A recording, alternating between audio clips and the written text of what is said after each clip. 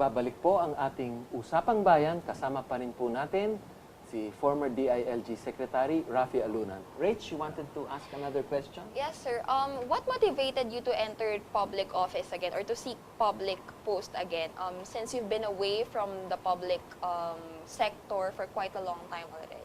Well, it came in increments. No, after I left, after the Ramos administration ended, that to me was my standard of governance. No, and I was looking for administrations that could improve on that. No, unfortunately, things started sliding. No, and so the dismay was growing through the years, and we said, my God, whatever happened to the things that we started that should have been continued? It's all falling apart now, and the Philippines is not getting anywhere except the propaganda that we're doing much better than before. A few years ago, I was having a beer bust in Bacolod, because that's where I'm from, and every time I'm there, I get into a beer bust with classmates. And this time it was a serious gathering. Normally we're just fooling around, cracking jokes. But this time we were assessing actually the national and local situation, and we were saying, my golly, we're entering the departure lounge at our age. Yeah? But it looks like when we kick the bucket at the rate we're going, based on the trajectory, we will leave behind a country in worse shape than when we were born into it. So we said, my golly, we can't relax and enjoy our senior years. We still have to be in the front lines to try to redeem somewhat the lost future of the young generations. We have to somehow leave behind a country in much better shape than it is today. Right? And that's what got me to begin a return to public life. Yes. Right? Could be appointive, could be elective, but an appointive position will depend on the president. Right? Yes. So I said, maybe I should consider running for Taking things into your own hands. yes, being an entrepreneur. Yes. And run for elective office. And so the idea grew as the months passed. And my golly, the way things have been going in government, which has been very dismal, and so many people are being victimized by the lack of action, by the lack of being matino and mahusay. And I said, okay, let's see what we can do to try to help the situation. Yes. Yeah. Talking about your aspiration to become a senator of the Philippines, no? What would be the first program of action or your platform that you will try to initiate as a senator?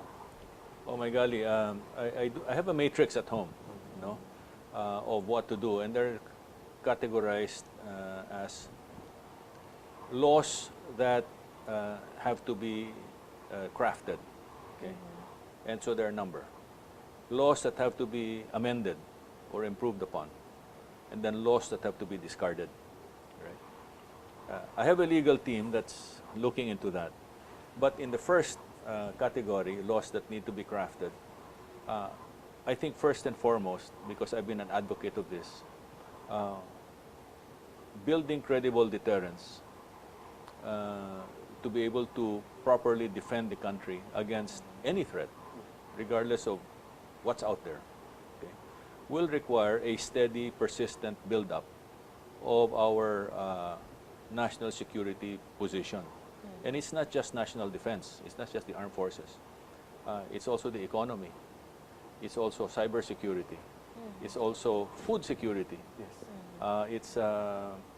we're talking economic security, because in today's kind of warfare, which is unrestricted and total, if you don't have any military assets to be destroyed, Yeah. they'll destroy your economy. Yeah. they'll destroy your vital infrastructure. They'll destroy your society. And so we have to build the proper defenses there. But in the case of building credible deterrence, that's specifically the Coast Guard, the Navy, the Air Force, and the Army. Okay? We have to modernize, we have to professionalize. And that requires years of building up. It's not good enough that we buy the equipment. They have to be trained, not just to use them, but they have to be trained to win in any skirmish and come back alive. So, and that takes a lot of time to build up. And if we don't provide the wherewithal, then nothing's going to happen. Right? Our country will remain defenseless. I recall a trip to Europe last November, and I was talking to national security people in Brussels. And one of them commented, the way we see the Philippines is it's like a rich bank. Right? The trouble is, you have no fences. There are no fences. Anybody can just go in and out. You have to set up your defenses. And to me, it's not just, as I said, the armed forces and the police, but it's also the economy. And it's also the character of the people. If you don't have a nation that loves their country, they'll never be able to stand up and defend it. That's right. Because defense begins with the people, not a foreign power. Aside from that, is there any other priority measures Yes. that you'd like to do? Yes, there are different measures. I'll have to look at what's out there with respect to reducing poverty. Okay, we have enough laws on corruption. It's a question of implementation. But are we opening up the doors of opportunity to as many Filipinos as possible to be able to effectively reduce poverty in the course of time? Like the quality of education and access to education, that's important. Okay? Our vocational training schools, are they sufficient and good enough to land us jobs anywhere in the world? Okay? If that's okay, then I'll look at agricultural development, because it's in making agriculture sexy again, all right, and making it as a new creator of wealth that will bring many people back from abroad, and to work their farms. Many of them come from the farms. They came to Manila to look for jobs. They couldn't find it, so they became OFWs, right? And in so doing, you reunite the families. When you reunite the families, you're a step closer to unifying the nation. Okay? So creating new wealth through legislation is very important. That includes also amending the Constitution and looking at the economic provisions in particular to make sure that our country is more open, friendly, and inviting to quality investors. We have to look for the quality investors. Because we want more jobs, we want more livelihood opportunities, right? We want to have urban renewal by dispersing the people in the countryside if the investments are there. Do you think our agrarian reform is working in the Philippines? That's the other thing. We have to retool that because, again, that was another political move, right? After agrarian reform, there was no support that was provided to make it work. The support services were lacking. The infrastructure, farm to market, the technological or technical services, the financing, the crop insurance, all of that, all those elements were missing when we took off with our land reform program. We have to revisit that because if we don't fix it, we're not going to make agriculture sexy. We won't make it profitable. And by the way, I'm not just talking about raw materials. I'm talking about finished goods so we can have value added, good value added, not just for the local market, but for the export market. We need to tie up with foreign markets and feed their people after making sure that we have enough for ourselves. enough for ourselves. Yes. No? Okay. In the question, there has been segments of society that, or opinion that this administration has selective justice. No? Do you agree with that? I think so. Opinion? I think I agree with that opinion because in the case of the PDAF and the DAP, for example, no, not enough effort has been done to bring everybody involved to justice. That's one. And we also understand that there are many other people like Janet Napoles out there. Janet Napoles is only one network, right? But there are many other networks operating not just in Congress but in the executive branch as well. But not enough effort has been done. So, para bang ginamit lang ito as a showcase to run after the opposition and to smell good, like they were doing something about justice. But yun na nga ang lumalabas, selective justice. No? And then in the case of DAP, the Supreme Court has already said that unconstitutional. yeah, there are a lot of there are a number of unconstitutional acts there. But they're not acting on it because they're the guilty ones, right? How can they act against themselves, no? But the people see that. And people say that, well, don't say daang matuwid because you are not daang matuwid. You're not addressing the issue. Right? Sir, hypothetically speaking, you lose in the coming senatorial race. How would you help the Philippines as a private individual, given that you said earlier you have the heart to help the country? Well, doing what I've been doing all this time, like, for example, I sit on the board of the LaSalle Philippines. And I'm very fortunate to be in the company of people who believe that opening the doors of education to the poor is a good thing. And I'm all for that because I believe that education is the passport to a good future. And there are many in the D&E classes who are really very bright, but just need that opportunity. LaSalle now has at least 25% of its school population who are on full scholarship. 25%. 25%. And we have about 110,000 students around the country. And the bulk of them are from the D and E, no? Or D, not E, but maybe D, no? And I'm very happy with that. I'm also involved with a foundation,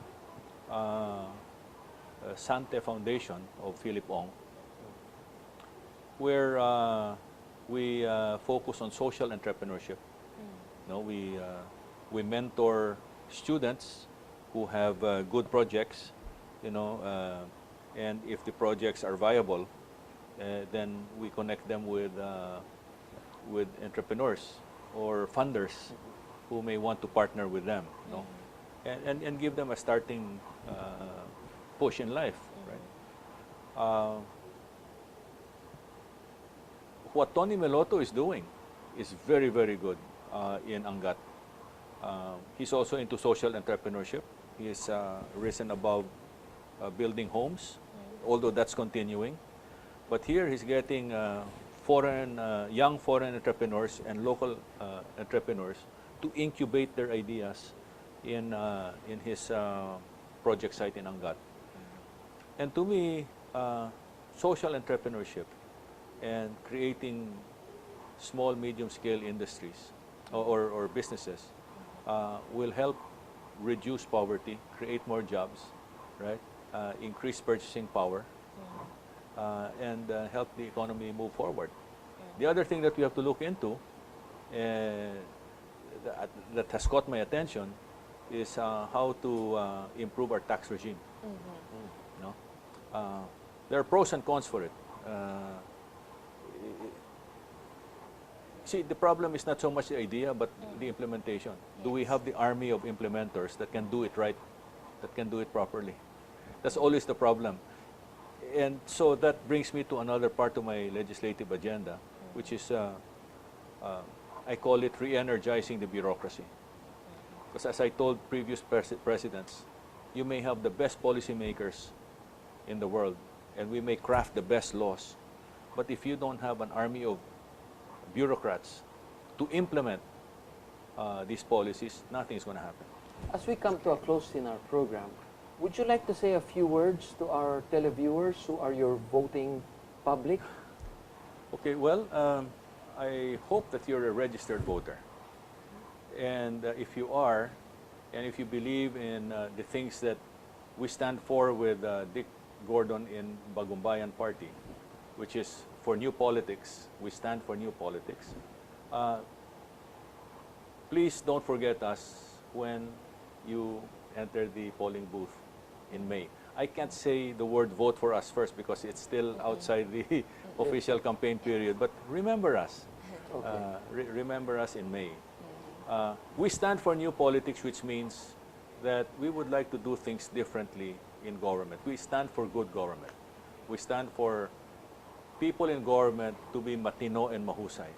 But in order for our government to be matino and mahusay, society also has to be matino and mahusay, because after all, a society gets a government it deserves. Thank you. With that, we'd like to end our program, giving our special thanks to our guest for this evening, former DILG Secretary Raffy Alunan. And we'd also like to invite you that if you missed the initial telecast, you can watch our replays on Thursday mornings at 10 a.m. and Friday evenings at 9 p.m. Maaari nyo rin po kaming i-follow sa Twitter at GNN Usapang Bayan at sa facebook.com/Usapang Bayan. Ako po si Rach Marquez. At ako po si George Chua. Samahan po ninyo kami sa mga susunod pa naming mga programa dito sa Usapang Bayan. Thank you, George. Thank you very much.